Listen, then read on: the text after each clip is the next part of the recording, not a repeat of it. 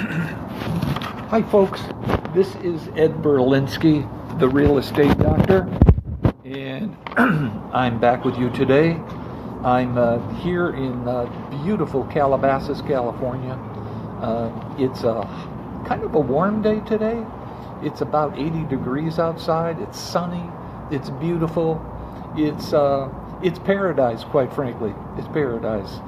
And I'm coming to you today in a little different mode that I'm trying out. Basically, I am projecting this on my cell phone, and I'm doing it rather than doing it with my iPad, because my iPad always had the camera to the side, and therefore I was always looking at an angle away from you.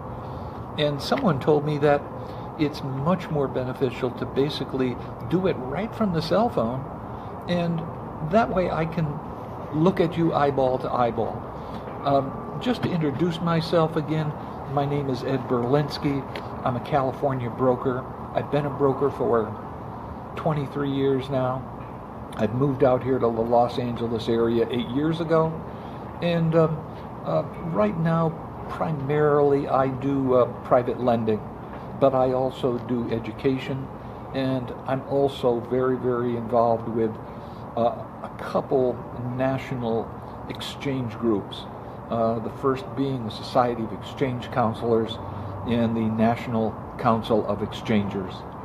And today I wanted to bring you an opportunity, I guess, that I've been aware of, that I just simply haven't heard anyone, any broker in particular, a licensed person, take advantage of. And by the way, feel free to please share this video if you think it will be useful. Before I get started, let me just announce that the two major announcements that I do have before I forget is that I've finally resolved how to move my Facebook Live broadcasts over to my YouTube channel, and I've established my own YouTube channel with the address Real Estate Doctor, and there are no spaces in between the three words, simply Real Estate Doctor, one word. And if you punch that into YouTube, they will first prompt you and say, did you really mean one word, Real Estate Doctor? You click and say yes, and you will get me right at the top of the page. And what I'm hoping to do is to transfer the 20 or so videos that I've made on Facebook Live to the YouTube channel. And hopefully you will subscribe to the YouTube channel and get all of my videos as they're generated, as they come out. And instead of watching a Netflix movie, maybe you can binge watch my videos. So again, that is really the biggest announcement I have. I also wanted to mention, however, and I've mentioned this before, that I'm going to start a series of interviews with real estate investors who are at what I call stage one. They've been investing for a year or two or three, and they've made their first few investments, and they've broken through a number of barriers which all investors have to burst through. And they come from very wide backgrounds and wide ethnicities. And again, I've spoken to a number of people who have already agreed to join me in these videos to tell you how they did it, how they found financing, how they found the deals, how they worked out the deals, what were their biggest disappointments, how would they change it, basically, if they were to do it all over again, and to give you that down-to-earth experience, if you will, to show you that you can do it as well. You don't need a PhD degree from Harvard. You don't need $1 million in the bank.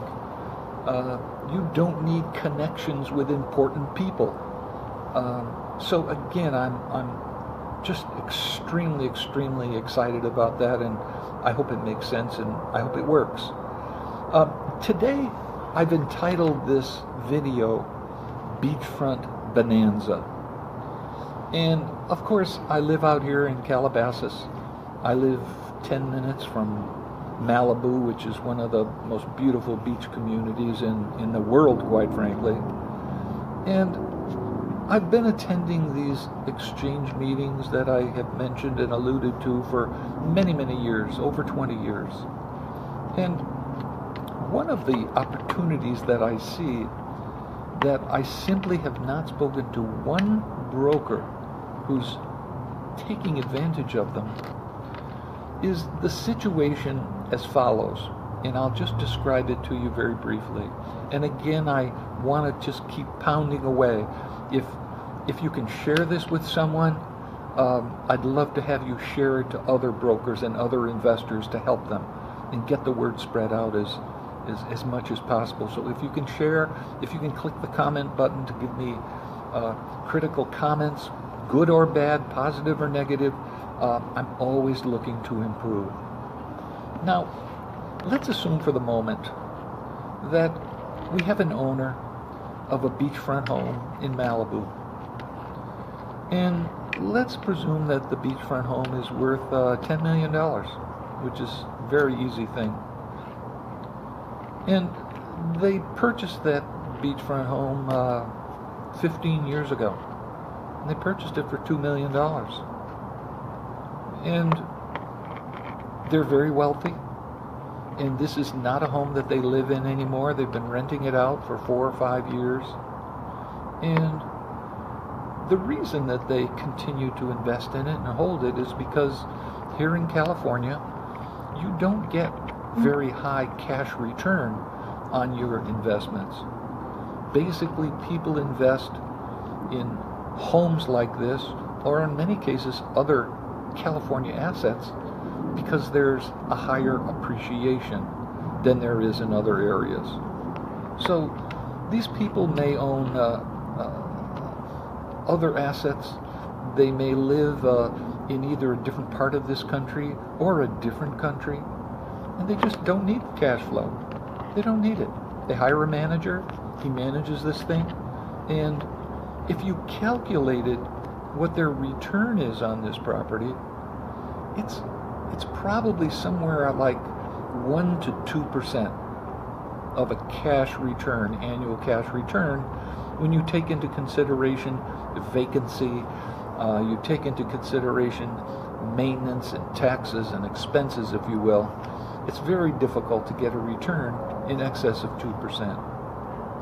Now, believe it or not, very, very wealthy people get in a jam sometimes. They have problems. Mike Strand, I'll give you a shout out. Thanks for watching. These people sometimes have a life change, an event, if you will. They have someone get sick in the family. They have a business reversal. They may be worth $100 million, but somehow their business goes into the tank. They may have some medical problem. There may be a death in the family. There may be a divorce issue. And for one reason or another, these people no longer can afford to have a $10 million asset earning 1 or 2%. They now need the cash flow. They didn't used to need it.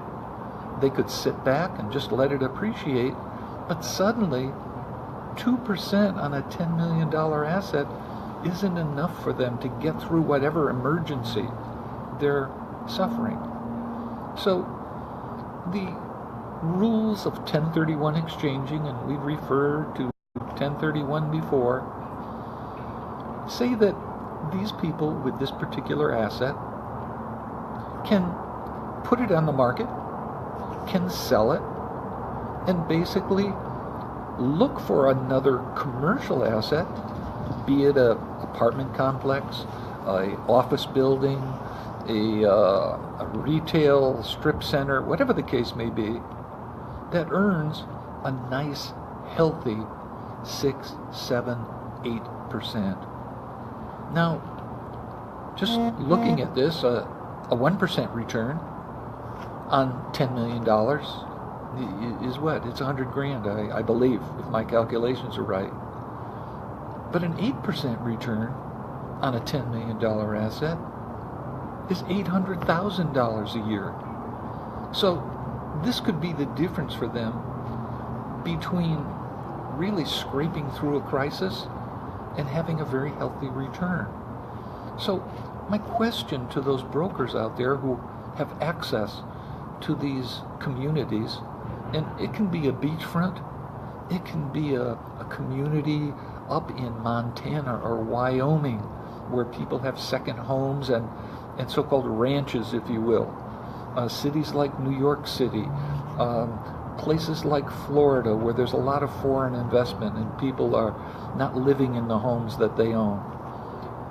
Why hasn't a broker out there basically dug into this very narrow niche that basically is big homes in luxury areas that have owners that from time to time will get in a jam? And if you're that broker and you can bring this opportunity to them, many times, by the way, as parenthetically, these people are reluctant to sell that are renting out because they have bought it for $2 million 15 years ago, and it's worth $10 million today. And all they're thinking of is, oh my gosh, the capital gains I'm going to have to pay are just monstrous. I'll leave it where it is.